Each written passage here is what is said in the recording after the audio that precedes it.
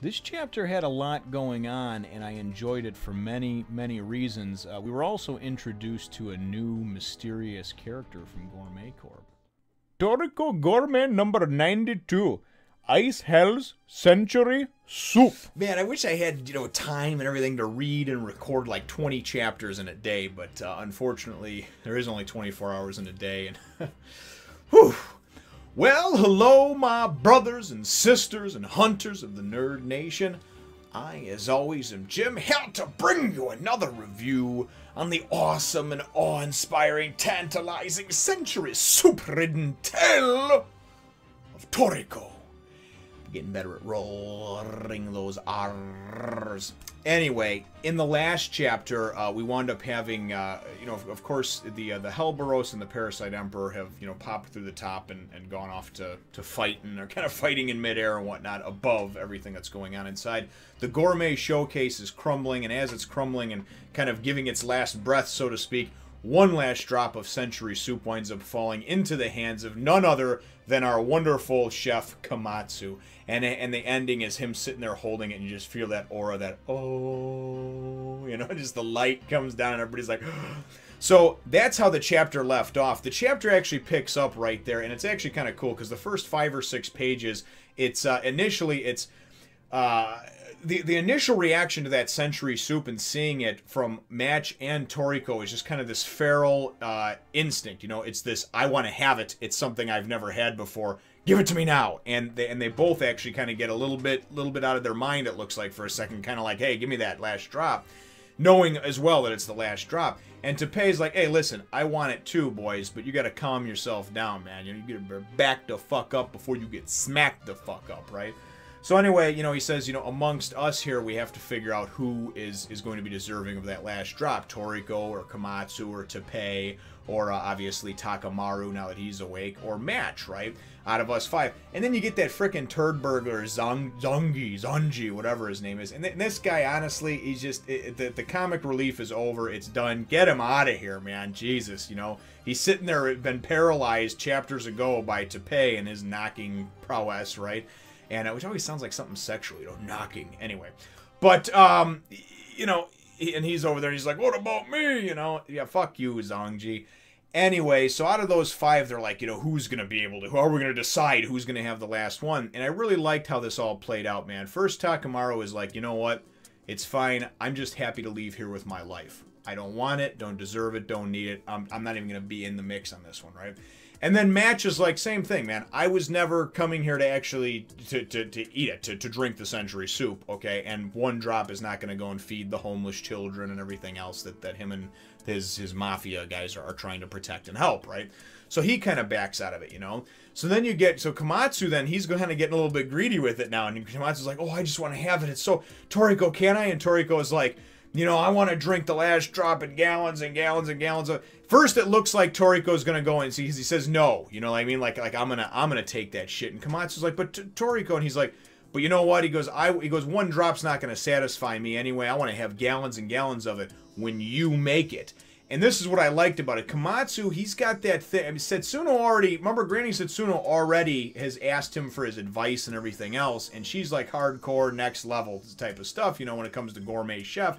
So Komatsu's that guy, he's that sleeping giant that has that potential to be that guy, right? That guy that can do something great. And that's what I love about Komatsu's character and his story progression and his arc as it goes.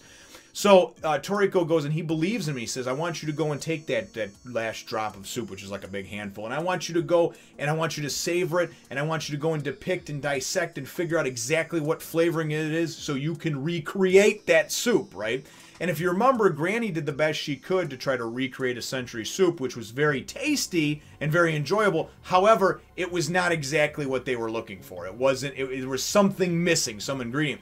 Komatsu, though, he can. If anybody can do it, boy, Komatsu can. And maybe with the help of others too. I don't know. But anyway, so, Toriko says, is that okay with you, Gourmet Reviver, to Teppei? And then Teppei goes and kind of thinks about it for a second, and he says something about the words of this and that. Basically, what Teppei winds up breaking down is that, the soup chose him anyway for its last drop. It chose Komatsu, right?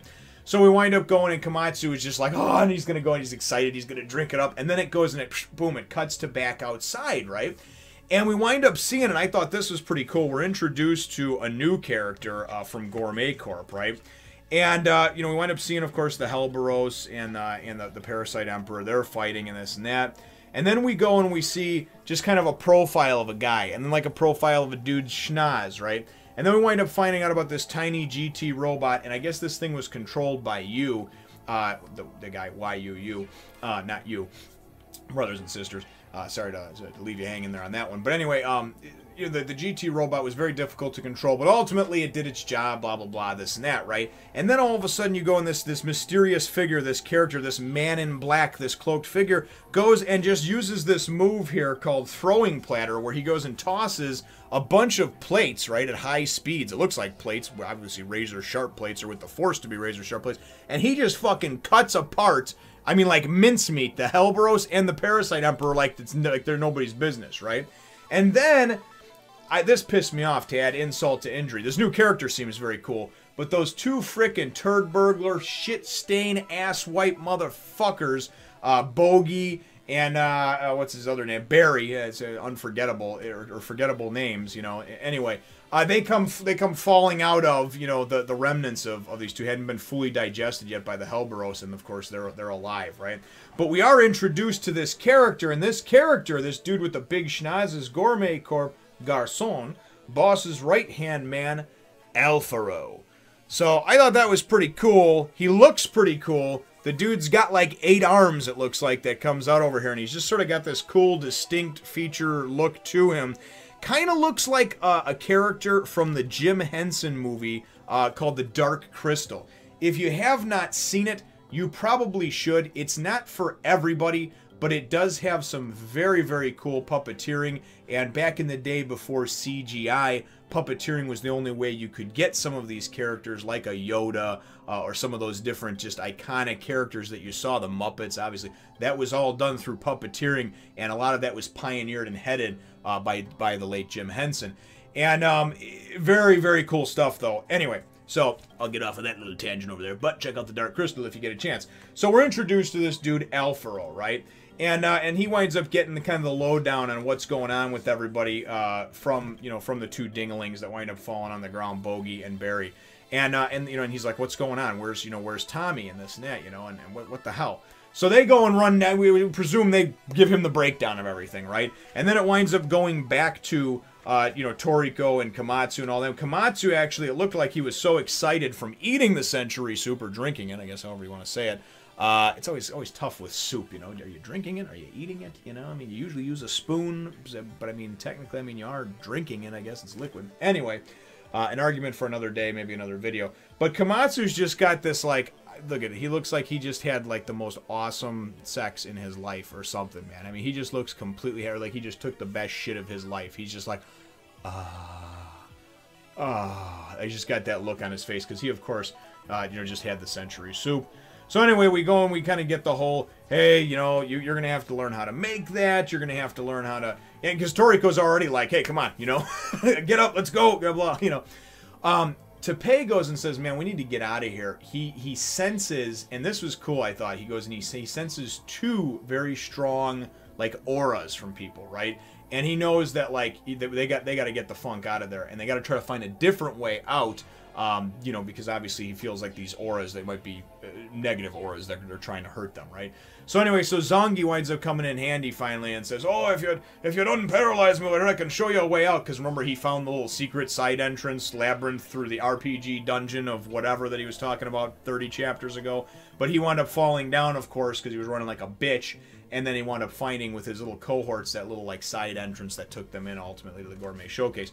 What I like, though, and I thought was very cool, left you hanging at the end of the chapter over here, is you got Alfaro's just like, all right, boom, and he's walked through. They're like, what are you doing? What are you doing? He's like, what do you think I'm doing? Toriko and his band of merry men aren't getting out of here. They're not escaping alive. I'm going to go finish what was started, right? So this dude, Al, who's obviously a badass, I mean, he's, the vice chefs are one thing, but this guy's the right-hand man to the boss, so you're assuming or presuming that he's the general level, These other guys are like colonel level, he's the general, or the admiral, whatever. He's top-notch, top dog. I don't want to get into too many different things. I know a lot of people get into ranking systems in One Piece and everything else. I'm talking about like real world, real life, like colonels, generals above colonels, and then marshal or admiral is usually above general. But anyway, it all depends on what part of the armed forces and everything else. But I am familiar with some of it, and that's what I was just kind of trying to do, is like get the tiers going. You know, the top tier guy is obviously the boss, and then his right-hand man would be the next one on down, and then the three below them being Grin Patch and Tommy Rod and Starge, of course, would, you know, as far as I can see or tell right now, would be just below him. So this dude's obviously somebody not to be fucked with. And Toriko, even at 100%, I mean, couldn't really fully take out Tommy Rod. And this dude's stronger than Tommy, you know? So, you know, but anyway, but at the end of it, I like this. Granny appears. Granny Setsuno. Now, Granny's the one that sent them on this mission to begin with. Sent Toriko on the mission. And the other thing, too, is when Teppei was having his little flashback in the last chapter from his boss, whoever that cigar chomping dude was, whoever that sent him on there, he said about a gourmet, you can't come back empty-handed or fail a mission that when you're sent on it by like a gourmet legend like Granny Setsuno. So she sent him on that, too. So Granny, there's more to meets the eye to this old bag over here. I don't know what she's got up her sleeve, or if she just went and rolled the dice on a number of different, you know, I guess send him, send them. Somebody's bound to come up. You know, like McCoy, he just got everybody he could, and he figured, hey, most of them will die, but maybe somebody comes back with the century soup and gets lucky.